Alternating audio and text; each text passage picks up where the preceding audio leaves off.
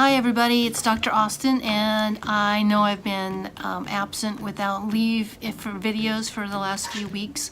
You know how semesters get going, so that's just what's happened to me, and I'm about to head out of town again for another Higher Learning Commission peer reviewer visit to another institution, so have more of that fun coming.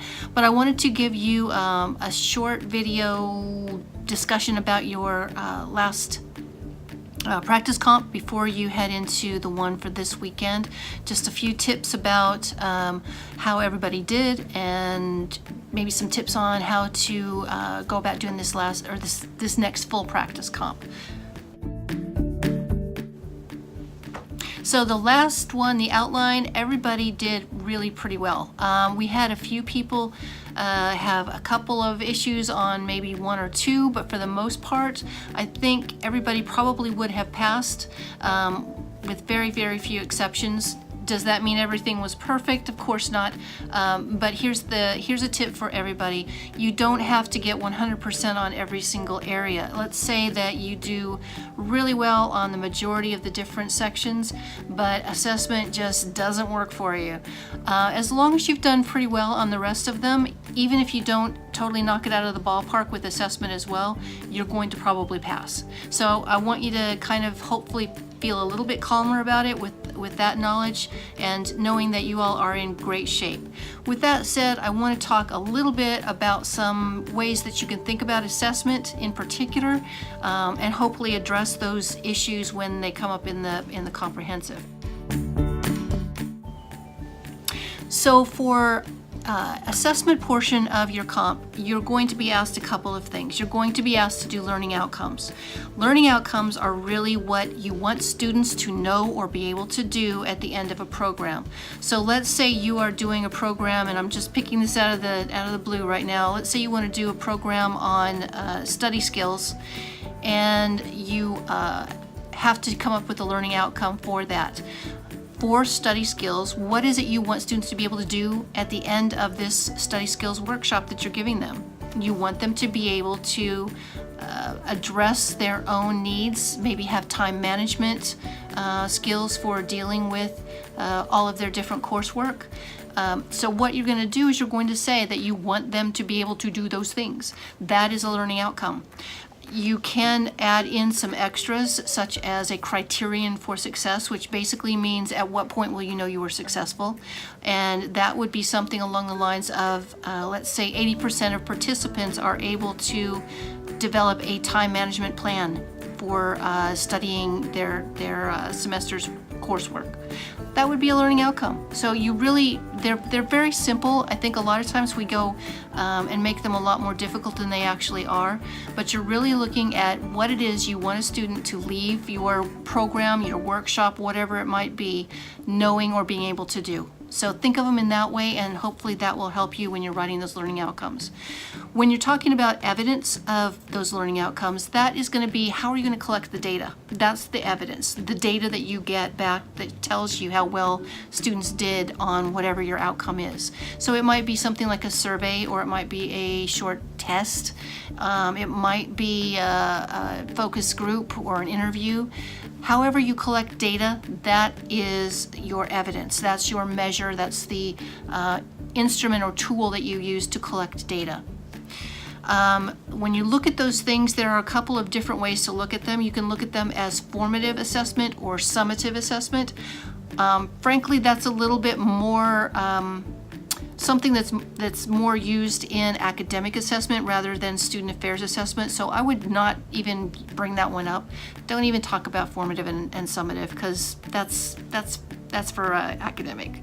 But just knowing how to write a learning outcome that is really what students are going to be able to know or do at the end of whatever program you put on, and knowing that the evidence that you're going to be bringing in for that learning outcome is going to be like a survey or a test or an interview or a focus group. It could even be observational. You just mark a checklist. However you collect data, that's what becomes your evidence.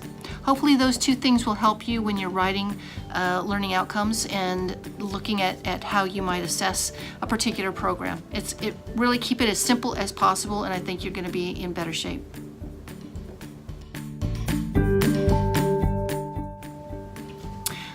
Okay, so you did a practice comp that was basically an outline, and everybody wrote fairly brief points about what it would be that they would add to a comp question on a particular section. So it was very, very brief.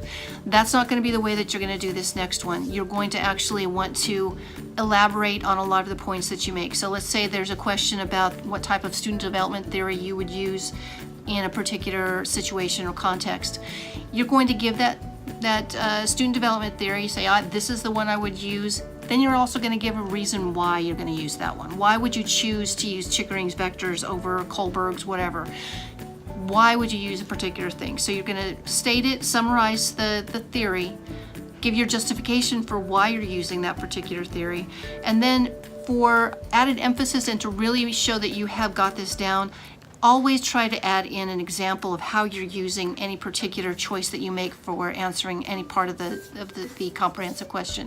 So if you can put an example in there after you've given that summary and that justification for your choice, you're going to have a fantastic response, and it's going to get you miles ahead and make sure that you pass, which is what we really want to have happen.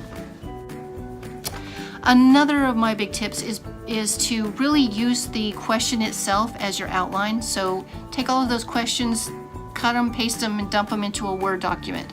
And then use those questions as your outline as you're going through and responding to your question. Turn them into briefer headline or headings after that, and that is going to give us your organization. It will help keep you on track as you go through that 4 hours and make sure that you answer and respond to everything as fully as you need to, so that you're not having to go back and forth and grab a question and then answer it. This is going to make sure that when you put your response together, it's well organized, you know exactly what it is you still need to respond to, and you can kind of do your own time management by looking at what's still open and needing to have narrative added to it as you go through your comp exam. So those are my biggest tips. If I can think of anything else, you'll probably get it as feedback after I've graded this next comp. And I will be doing my best to get those graded and back to you by next Sunday, not the 28th, but the 4th, November 4th. So you will have your full comp back to you by November 4th, so that if there are any questions or any concerns, please, you've got more than enough time to get in touch with me before the full actual comprehensive exam on November 11th. But from what I've seen from everybody, I am very, very happy and pleased with the way that you all have been going through this course. And I think that if you continue doing the kind of stuff that you're doing, just expanding on it, elaborating a little bit, you're going to be in great shape. And I see every one of you passing. So good luck. Have fun with this next practice comp, and really treat it as an actual comprehensive, so it gives you the real flavor of what you're going to be doing on November 11th, and you should have absolutely no problems. Oh, and the last tip is to eat bananas. It gives you potassium, calms you down, relieves that stress. So eat those bananas about a half an hour before, and then have a couple of them while you're taking the test, and you're not going to be stressed out. You're just going to be working towards finishing that comp up well. So have a great weekend. Good luck on your practice comp, and I will talk to you all soon. Bye-bye.